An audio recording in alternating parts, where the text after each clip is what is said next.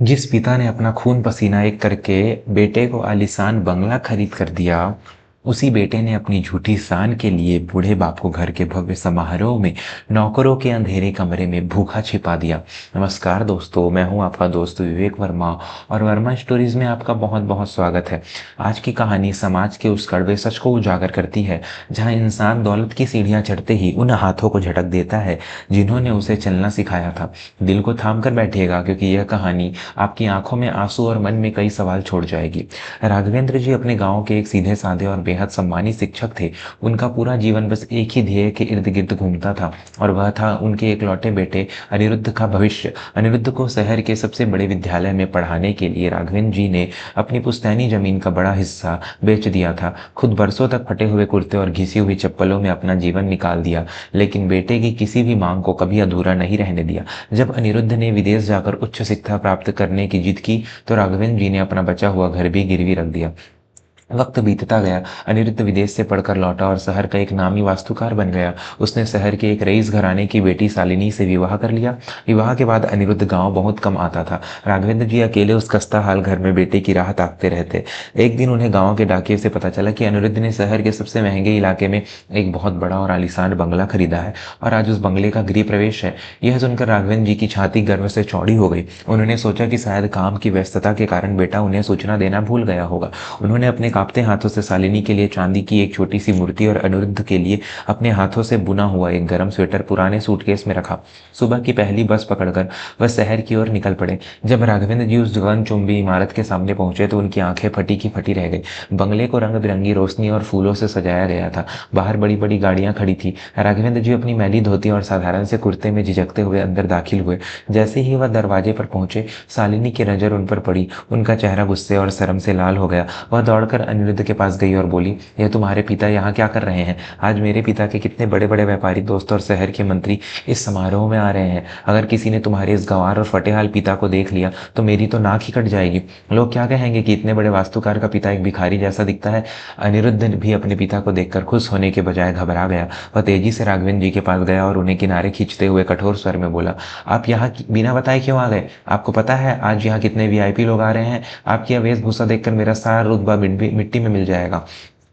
राघवेंद्र जी की आंखों में चमक थी। उन्होंने सूटकेस खोलते हुए कहा, बेटा मुझे खबर मिली कि तूने इतना बड़ा घर लिया है, मुझसे रहा नहीं गया। देख, मैं तेरी पत्नी के लिए सगुन लाया हूँ। अनिरुद्ध ने झिड़कते हुए कहा, बंद कीजिए अपना यह पुराना संदूक। मुझे आपका कोई सगुन नहीं चाहिए। अभी मेहमान आने वाले हैं। आप चुपचाप पीछे वाले रास्ते से नौकरों के कमरे में चले जाइए, और जब तक समारोह खत्म न हो जाए बाहर मत निकलना। मैं किसी से आपका परिचय नहीं करवा सकता। राघवेंद्र जी के पैरों तले जमीन खिसक गई। जिस बेटे के लिए उन्होंने अपनी जवानी, अपना घर, अपना सब कुछ दांव पर लगा दिया, आज वही बेटा उन्हें अपने घर में नौकरों की जगह दे रहा था। उनका गला रूंध गया, लेकिन बेटे की खुशी के लिए वह चुपचाप सिर झुकाकर उस सीलन भरे बिना खिड़की वाले छोटे से कमरे में जाकर बैठ गए।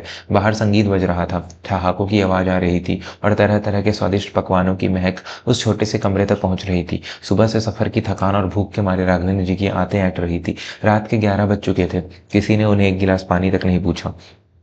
प्यास और घबराहट के मारे उनका दम घुटने लगा। उनसे जब और बर्दाश्त नहीं हुआ तो वह धीरे से कमरे का दरवाजा खोलकर बाहर के गलियारे में आए, ताकि रसोई से थोड़ा पानी पी सके। तभी एक वेटर की नज़र उन पर पड़ गई। वेटर ने उन्हें कोई अजनबी और गरीब समझकर जोर से चिल्लाना शुरू कर दिया, अरे ओ बूढ़े, तू यहाँ क्या चोरी करने घुसा है? निकलो यहाँ से। शोर सुनकर हॉल के सारे मेहमान शालिनी और अनिरुद्ध वहां आ गए। शालिनी के पिता ने अनिरुद्ध से पूछा, दामाद जी, यह मलिन सा दिखने वाला आदमी कौन है? आपके सुरक्षा कर्मियों ने इसे अंदर कैसे आने दिया?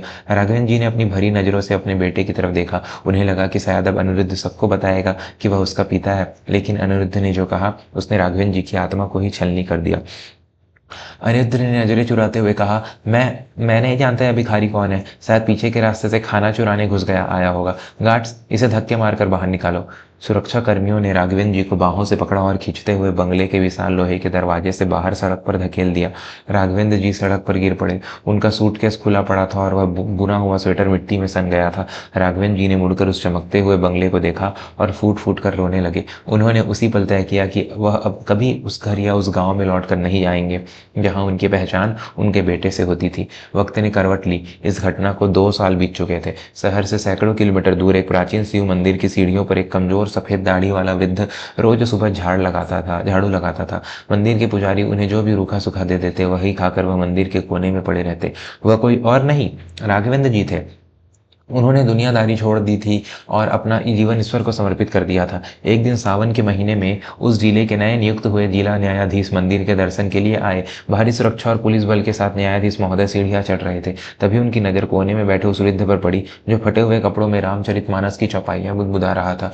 न्यायाधीश के कदम अचानक रुक गए। वह मंत्रमुग्ध होकर उस आवाज को सुनने लगे। वह आवाज उनके जहन में किसी पुरानी याद की तरह गूंज रही थी। न्यायाधीश महोदय सुरक्षा की घेरा तोड़कर सीधे उस वृद्ध के पास गए और उनके घुटनों के पास जमीन पर बैठ गए। मास्टर जी, क्या आप राघवेंद्र मास्टर जी हैं? न्यायाधीश की आवाज कांप रही थी। राघवेंद्र जी ने अपनी धुंधली आंखों से उस सूट बूट वाले अधिकारी को देखा और धीरे से बोले, आप कौन है बेटा? मैंने पहचाना नहीं। न्यायाधीश की आंखों में आंसू छलक पड़े। उन्होंने राघवेंद्र जी के दोनों हाथ पकड़कर अपने माथे से लगा लिए और रोते हुए बोले, मास्टर जी, मैं शशांक हूँ, गांव के उस नुक्कड़ वाला शशांक जिसके पिता के गुजर जाने के बाद उसे स्कूल से निकाल दिया गया था। तब आपने बरगद के पेड़ के नीचे मुझे बरसों तक मुफ्त में पढ़ाया था, मेरी किताबों का खर्चा भी उठाया था। आज मैं जो कुछ भी हूँ, इस काले कोट और इस पद पर हूँ, वह सिर्फ आपकी वजह से हूँ। राघवेंद्र जी को याद आया। उन्होंने कांपते हाथों से शशांक के सिर पर हाथ फेरा। शशांक ने जब उनकी यह दयनीय हालत देखी तो उसका हृदय क्रोध और पीड़ा से भर उठा। मास्टर जी, आपकी यह हालत कैसे हुई? अनिरुद्ध कहाँ है? उसने आपको इस तरह लावारिस कैसे छोड़ दिया? राघवेंद्र जी ने एक गहरी सांस ली और अपनी आंखों से गिरते आंसुओं को पोंछते हुए वह पूरी खौफनाक रात की कहानी शशांक को सुना दी। कहानी सुनते सुनते शशांक की मुट्ठियां तन गई। उसकी आंखों में एक आग धधकने लगी। शशांक उसी वक्त राघवेंद्र जी को अपनी सरकारी गाड़ी में बैठाकर अपने बंगले पर ले आया। शशांक की पत्नी ने राघवेंद्र जी का स्वागत बिल्कुल एक पिता की तरह किया। उन्हें नहलाया, नए कपड़े पहनाया और अपने हाथों से खाना खिलाकर सम्मान के साथ सबसे बड़े कमरे में ठहराया। अगले दिन शहर के सबसे बड़े वास्तुकार अनिरुद्ध के दफ्तर में पुलिस की एक गाड़ी आकर रुकी। पुलिस अधिकारियों ने अनिरुद्ध के सामने एक कानूनी नोटिस फेंकते हुए कहा, आपको तुरंत जिला न्यायालय में पेश होना है। आप पर माता पिता और वरिष्ठ नागरिक भरण पोषण अधिनियम के तहत गंभीर मुकदमा दर्ज हुआ है। अनिरुद्ध के पसीने छूट गए। शालिनी और उसके रईस पिता की घबराते हुए न्यायालय पहुंचे। जब अनिरुद्ध अदालत के कटघरे में खड़ा हुआ तो सामने की कुर्सी पर न्यायाधीश के रूप में शशांक बैठे थे और अदालत की पहली पंक्ति में सफेद साफ कुर्ते और शॉल में राघवेंद्र जी बैठे थे। शशांक ने अदालत से गुजरते हुए कहा, अनिरुद्ध, तुमने उस पिता को घर से धक्के मारकर निकाला। इसने तुम्हें इस लायक बनाया कि तुम उस घर को खरीद सको। तुमने एक बुजुर्ग को भूखा रखा, उसका सार्वजनिक अपमान किया और उसे लावारिस मरने के लिए छोड़ दिया। कानून की नज़र में यह एक अक्षम्य अपराध है। अनिरुद्ध का सारा घमंड चूर चूर हो गया था। मीडिया के कैमरे अदालत के बाहर खड़े थे। उसका सारा रसूख, उसकी सारी झूठी शान एक पल में खाक हो गई। शालिनी के पिता भी शर्म से पानी पानी हो रहे थे, क्योंकि आज पूरे शहर को पता चल गया था कि उनका दामाद कितना नीच इंसान है। अनिरुद्ध रोते हुए राघवेंद्र जी के पैरों में गिर पड़ा और गिड़गिड़ाने लगा, मुझे माफ़ कर दीजिए बापूजी, मुझसे बहुत बड़ी भूल हो गई। शालिनी के दबाव में आकर मेरी मति मारी गई थी।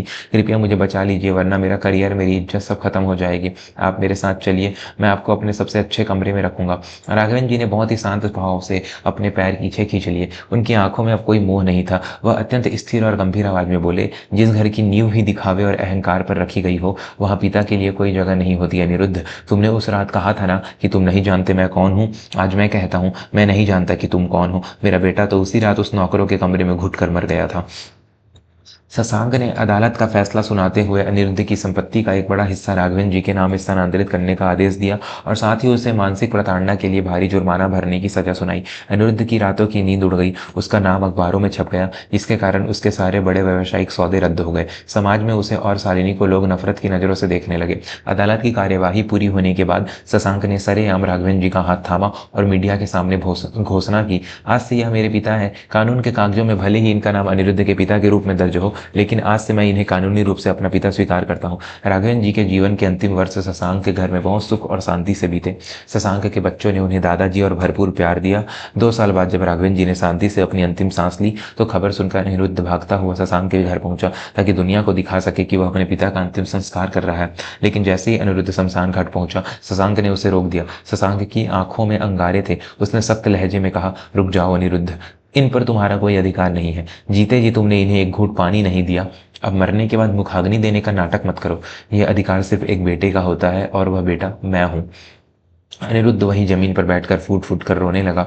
वह दूर से देखता रहा और शशांक ने पूर्ण विधि विधान से और नम आंखों से राघवेंद्र जी को मुखाग्नि दी। उस दिन अनिरुद्ध को एहसास हुआ कि उसने चंद रुपयों और झूठी सान के लिए दुनिया का सबसे अनमोल खजाना खो दिया था, लेकिन अब पछतावे के अलावा उसके पास कुछ नहीं बचा था। दोस्तों, माता पिता कोई पुरानी या बेकार वस्तु नहीं होते जिन्हें आप अपनी सुविधा के अनुसार कहीं भी छिपा दें या फेंक दें। वे उस पेड़ की जड़ की तरह होते हैं जो खुद मिट्टी में दबकर भी पेड़ को हरा भरा रखते हैं। जड़ काट दोगे तो तुम्हारी अपनी हरियाली भी एक दिन सूख जाएगी। उम्मीद करता हूँ कि वर्मा स्टोरीज की यह प्रस्तुति आपके दिल को छू गई होगी। अगर कहानी पसंद आई हो तो इसे अपने परिवार के साथ जरूर साझा करें, और हाँ, अपने विचार मुझे कमेंट्स में बताना ना भूलें। मैं आपका दोस्त विवेक वर्मा जल्द ही लौटूंगा एक और दिल को छू लेने वाली कहानी के साथ। तब तक के लिए अपना और अपने माता पिता का ख्याल रखें। धन्यवाद।